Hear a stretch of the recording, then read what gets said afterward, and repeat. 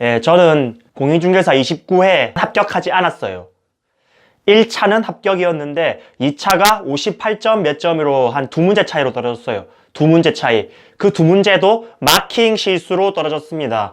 2번 찍어야 할 거를 4번으로 찍어가지고 약간 멘붕 왔었죠. 아무튼 그 시험 치고 시험 칠 당일에는 가채점은 딱 60점 나왔으니 60점하고 하나 남았어요. 남아가지고 합격이겠네 하고 취업 자리를 알아봤습니다.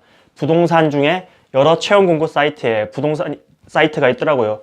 아무것도 모를 때 회사 좀 커 보이고 기본급이 있네? 여기로 가야겠다 하고 딱 넣은 게 부동산 그룹이었어요. 그 회사가 그 금융권 건물 17층에 있어요. 17층인가? 아무튼 엄청 높게 있었는데 그래서 자리도 괜찮고 큰 회사인가 보다. 큰 회사다! 좋다고 들어갔습니다. 그 채용 공고 넣자마자 바로 팀장인가? 전화 와가지고 면접을 보자고 하더라고요. 알겠다고 면접을 보고 그 다음날부터 출근했거든요. 출근을 했는데 회사가 엄청 삐까뻔쩍해. 와, 이거는 서면에 금융권 단지에 인테리어도 새로 다 돼 있고 완전 큰 회사인가 보다. 서울에도 지사가 있다고 하길래 하는데 첫날 출근했습니다. 출근 시간도 10시입니다. 10시. 10시에 가서 3시 반 되면 끝납니다. 교육을 들어요. 교육. 중개사 하는 실무 교육 이런 건 아니고 걔네들은 실무 교육 이런 걸 모르더라고요.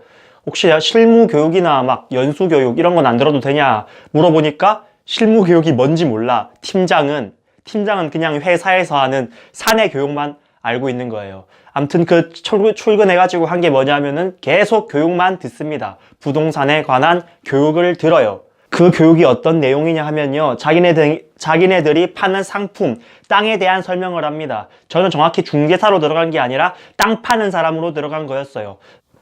땅 파는 사람으로 들어간 거였습니다. 근데 잘 들어보니까 내용이 이상해. 어떻게 이상하냐? 도시 외곽 지역에 촌뛰기, 밭뛰기 같은 땅을 평당 100만원, 200만원 이렇게 팝니다. 얘네 논리는 이거야. 여기 지금 지하철 예정도로가 철도가 들어설 것이고 철도가 쓰려면은 여기는 지금 자연 녹지 지역이지만 나중에 상업지역으로 바뀌고 상업지역으로 용도지역이 바뀌면 땅값이 올라간다. 3배, 4배 이런 식으로 돈으로 사람을 홀립니다. 땅값이 2배, 3배 오른데 지하철 들어서는데 근데 실제로 여기 들어선 지역도 대저역 같은 경우도 부산의 대저역이라고 있는데 여기 들어선 지 3호선 들어선 지 10년이 지났지만 역 앞은 아직 상업지역이 아니고 자연 녹지 지역입니다. 상업지역이 되려면 사람이 많이 살아야 되는데 사람이 일단 많이 살고 있는 땅은 절대 아니고요. 그런 땅을 평당 100만원, 150만원 이런 식으로 판다. 그 땅의 공시지가를 찾아보면은 1평방미터 제곱당 5만원 밖에 안 합니다. 그러면 평당 공시지가 15만원 선이라는 소리죠. 근데 더더욱 큰 문제가 뭐냐 하면 그 땅을 여러 번 팝니다. 공유로.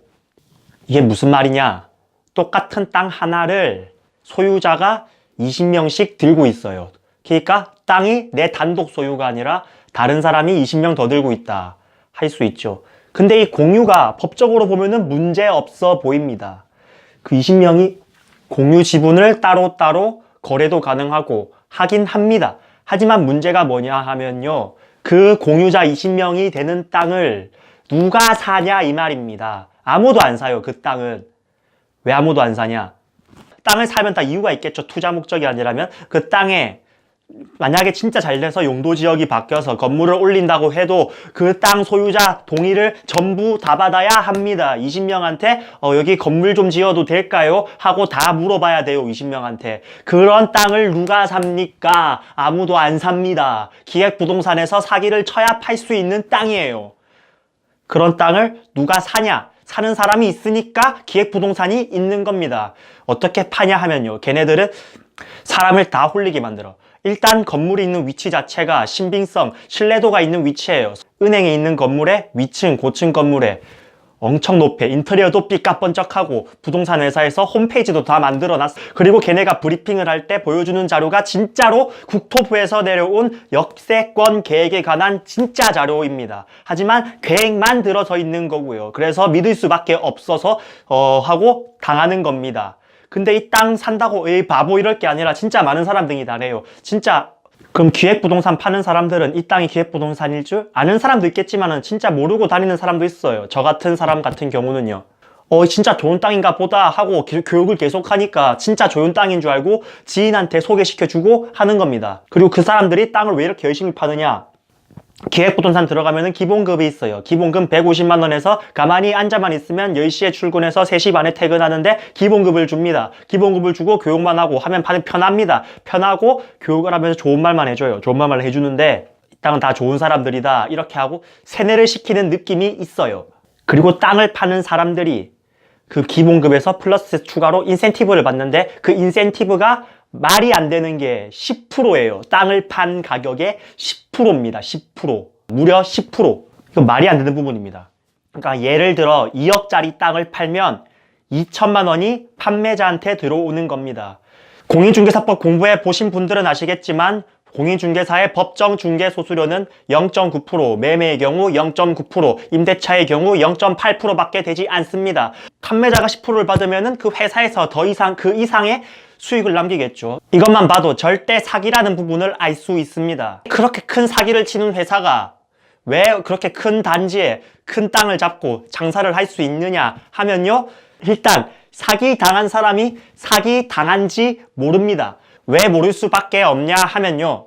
토지 투자 같은 경우는 그 대기 기간이 엄청나게 길어요. 그러니까 토지 투자에서 땅에 대해 모르면은 그냥 손대지 말라고 하는 부분이 진짜 사기를 당해도 사기 당한지 모릅니다. 왜 모르냐면요. 기간이 너무 길어요. 사기 당해도 사기 당한 사람 어쩌고 있냐? 기다리고 있어요. 이렇게. 내 땅 샀다. 아싸. 이거 내 땅이네. 내 땅 언제 오르지? 하면서 막연하게 기다리고 있습니다. 2년, 10년, 5년 걔도 지르고 한 10년 뒤에 그 회사가 다 없어지고 난 다음에 그때서야 사기인 걸 알게 돼요. 얘 땅은 오르지 않는구나 하고 알게 됩니다. 하지만 그때는 늦었죠. 저는 기획부동산은 이미 없어지고 딴 데로 갔겠죠. 딴 데로 갔습니다. 그러니까 땅으로 사기치기 좋다고 하는 게 그리고 생각을 해보세요. 진짜 좋은 땅이면은 자기들이 샀겠죠. 남한테 권하지 않아요. 절대. 남한테 권하는 이유는 뭐냐? 돈이 안 되는 땅이고 팔면은 자기한테 이득이 있으니까 목에 핏대 올리면서 파는 겁니다. 그런 땅 절대 사면 안 돼요. 누가 좋은 땅 있다고 소개시켜 준다 하면은 이렇게 말하세요. 너나 사세요 하고 말하고 그 사람은 손절하세요. 만나지 마세요. 그런 사람. 그러니까 토지 투자 같은 경우는 모르면 깔끔하게 하지 마세요. 도시지역 내에 있는 땅도 지금 도시지역 내에 있는 땅도 어떻게 모를지 모르는 상황에서 지금 시외곽 이런 땅에 투자하는 건 절대 말이 안 되는 부분입니다. 공인중개사 29회 탈락자의 말이었고요. 이번 30회 합격해서 돌아오도록 하겠습니다.